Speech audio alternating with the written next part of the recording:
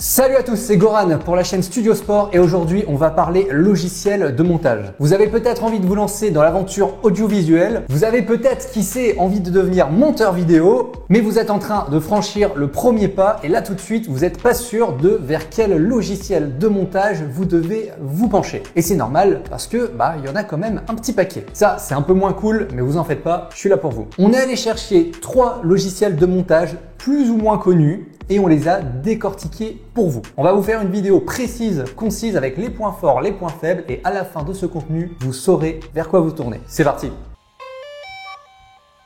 Premier logiciel de cette sélection, HitFilm Pro. Et là, vous vous dites sûrement, mince, j'en ai jamais entendu parler de ce truc. Vous pensez que j'allais tout de suite vous lâcher un Adobe, un Avid ou quelque chose comme ça? Eh ben non, je vous ai bien eu. HitFilm Pro, c'est un logiciel de montage qui est là depuis quelques années et en toute franchise, il ne réinvente pas le genre. Cependant, il est très loin d'être inintéressant. Le logiciel est payant avec un prix de départ à 300 € environ et on va voir ce qu'il propose compositing. En gros, qu'est-ce que ça veut dire? C'est que sur le même logiciel, vous allez pouvoir faire votre montage, mais également appliquer les effets spéciaux. Et la partie effets spéciaux est plutôt cool parce que ça va vous permettre de faire des animations complexes. Donc au final, si vous maîtrisez bien le logiciel, ça va vous permettre sur un même logiciel, pas besoin de faire des allers-retours avec une solution tierce. L'un des points forts du logiciel, c'est qu'il possède une banque d'effets internes qui est plutôt efficace. Que ce soit les effets de lumière, de particules ou d'outils comme Chroma Key pour vos fonds verts et vos fonds bleus, voilà, c'est quand même complet. Ce qui est bon à savoir, c'est que le logiciel peut embarquer d'autres logiciels en interne. Par exemple, Mocha, voilà, qui est cher mais compatible. Tout ça, c'est bien beau, mais c'est quoi le point faible? Déjà le design, qui est un peu claqué. Le logiciel n'est absolument pas instinctif au premier abord et il va falloir que vous regardiez un paquet de tutos sur YouTube pour bien vous en sortir. À noter qu'il existe une version gratuite qui s'appelle HitFilm Express qui est moins complète mais a le mérite d'exister. Second logiciel de notre sélection, forcément vous l'attendez tous, Adobe Premiere Pro. La suite Adobe, c'est un monument dans le secteur, c'est un peu le Tupac finalement de la post-production. Est-ce que la métaphore, est-ce que la comparaison est bonne? Je sais pas, mais le texte est écrit comme ça donc. On avait même écrit que Adobe c'est un peu l'équivalent de la raclette pour le fromage, donc pour vous dire. Audition, voilà, tout ça, c'est normalement, ce sont des noms que vous avez déjà entendus. Alors, c'est sans méchanceté qu'on peut quand même dire que c'est un peu un dinosaure dans cette sélection. Adobe Pro, ça fait à peu près 30 ans que ça existe. Qu'est-ce que ça veut dire? D'un côté, qu'il y a de l'expertise quand même derrière, mais surtout que Adobe a fait en sorte que le logiciel est facile à prendre en main et vous n'allez pas avoir besoin de faire des mois et des mois de tryhard pour en faire un peu le tour. Là où Adobe est très fort, comme je vous le disais, c'est sur l'ensemble de son catalogue de logiciels parce qu'il vous sera facile de passer de Premiere Pro à After Effects par exemple ou à Audition pour faire son mixage. Je fais mon mix. En bref, le logiciel est bon, mais ce qui en fait sa force, c'est son écosystème global. Cependant, Premiere Pro n'est pas exempt de défauts. Par exemple, le logiciel peut avoir du mal avec la 4K selon la configuration de votre ordinateur, là où d'autres logiciels pourront éventuellement mieux la gérer. L'autre souci, ça va être son prix. Ce qu'il faut que vous compreniez, c'est que vous ne pouvez pas acheter une licence à vie pour Premiere Pro. Il va falloir que vous preniez un abonnement. Et celui-ci, même s'il y a plusieurs formules qui existent, il n'est pas donné.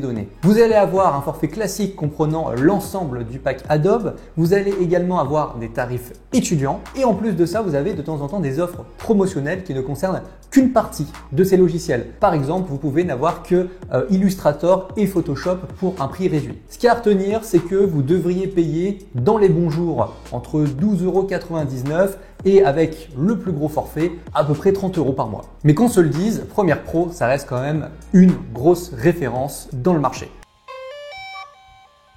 Et enfin, le troisième logiciel qu'on a envie de vous présenter aujourd'hui, c'est un peu le chouchou de la bande, Resolve. Resolve nous vient de chez Blackmagic en 2 versions, DaVinci Resolve et DaVinci Resolve Studio. Studio, ça sera la version la plus complète à laquelle vous aurez accès. Elle coûte 300 €, mais si vous achetez une caméra Blackmagic, elle sera incluse avec. Par exemple, nous, on a acheté 3 Blackmagic Pocket 6K, et on a reçu 3 licences à vie.